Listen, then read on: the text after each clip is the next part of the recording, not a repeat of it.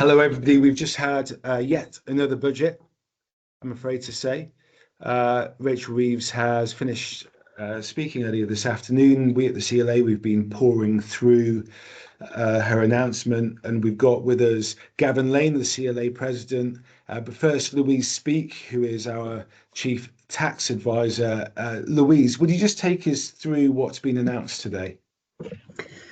Well, I divide up between the good and the bad, Jonathan. I think the good is something that we've been pushing for alongside many measures, and that's a concession to do with the changes to the inheritance tax that is coming down the line in April next year.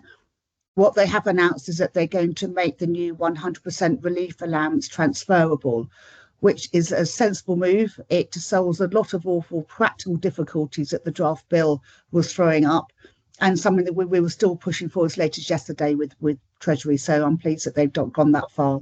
But obviously, we'd like them to go further with their changes to what they're doing on inheritance tax.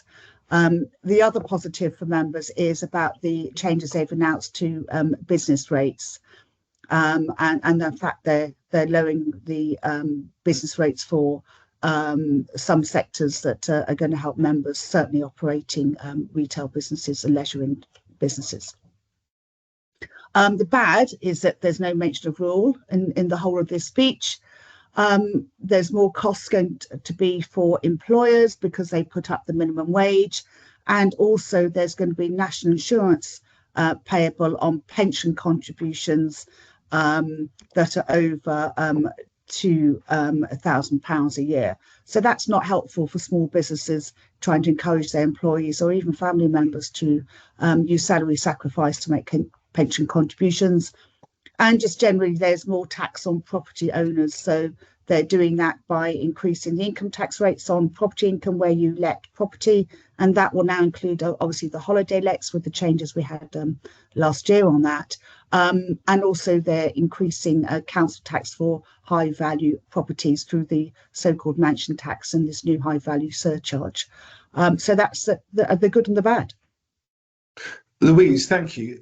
Gavin, I think given everybody before the budget was thinking this was going to be another absolute disaster, were our expectations set so low that we feel a little bit of relief today?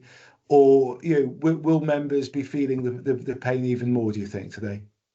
I think from my point of view, definitely I think it feels like we've got away with something that is a lot lighter than it could have been. There is still an awful lot of misery in it. I think I'm particularly thinking of those people, for whatever reason, who are in high band council tax properties, maybe in heritage properties, maybe in properties that are connected with their farm or their estate, where they have to live in that property, and they're going to find that they're going to get an extra hit on council tax. The minimum wage is a big worry, I think, for those that employ people in retail and hospitality, where minimum wage is, you've got quite a few people on minimum wage in those industries, and a hike there is obviously going to be costs that are going to have to be added on somewhere. But overall, yeah, I mean, we've got a slight concession on the inheritance tax position, but it isn't going to make an awful lot of difference to the 48% of farmers who aren't married. They're effectively, they haven't got anyone to transfer that allowance onto. So yeah, I mean, overall, perhaps we've dodged a bullet, but there's an awful lot of not very good stuff in there as well. There's a bit of a sense, I think, particularly with inheritance tax. Obviously, we like to think we've been leading the campaign in fighting back against the IHT reforms. There's a bit of a sense, I think, isn't there, that whilst we were hoping for a full climb down, the reality is probably going to be more that this is a policy we have to chip away at a little bit year after year.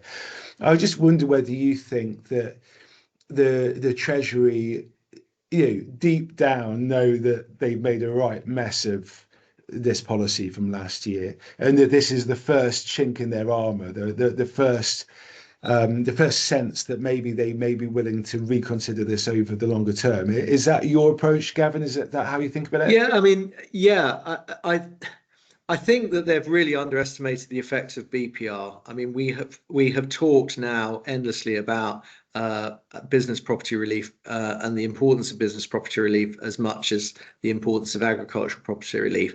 I mean, there are, as we know, as I've said at the conference, there's 5.2 million family-owned businesses. They employ around about 15.8 million people.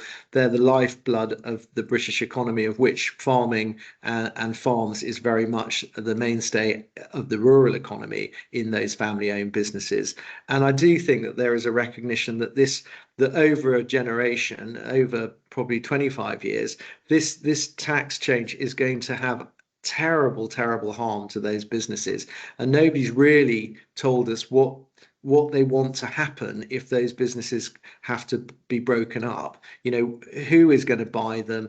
Are the people that are going to buy them going to be able to produce the sorts of public goods that we've seen from our members and from family-owned businesses generally? Are they going to invest in the communities? Are they going to do the sorts of things that we need them to do in the rural economy to really boost it?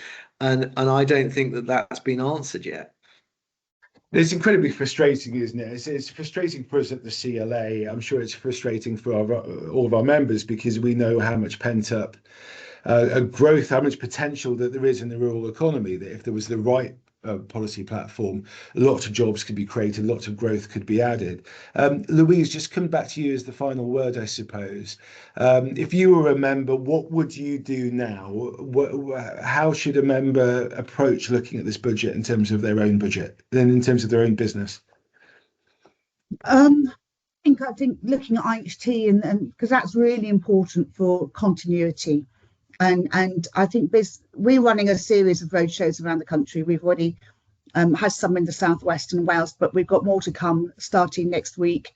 So I think if you haven't been to one, please do come to one of those roadshows. Begin your thinking about how you're going to pass your business on, and come to us for advice, and also to your own advisors. But no, we're here to help. Brilliant. Well, thank you to you both. Everybody who's been watching, I'd really recommend you take a look at the CLA website. We've got lots more analysis of the budget, what it means for you, breaking down into very specific policy announcements. And also, please do take a look at the Succession Hub on our website, because there's loads more advice that's available for you there. Please do make the most of your CLA membership. We're here to help. Things are very difficult out there, but we're on your side. So, Gavin, thank you. Louise, thank you to you. And everybody watching wherever you are, thank you very much for watching.